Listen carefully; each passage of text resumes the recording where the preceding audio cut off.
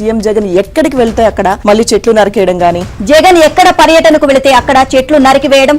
పచ్చదనంపై జగన్ సర్కార్ పగబట్టిందా? ఎక్కడ పచ్చదనమున్నా ధ్వంసం చేయాలని నిర్ణయించుకుందా? తాజా పరిణామాలు చూస్తుంటే అవునని అంటున్నాయి విపక్షాలు.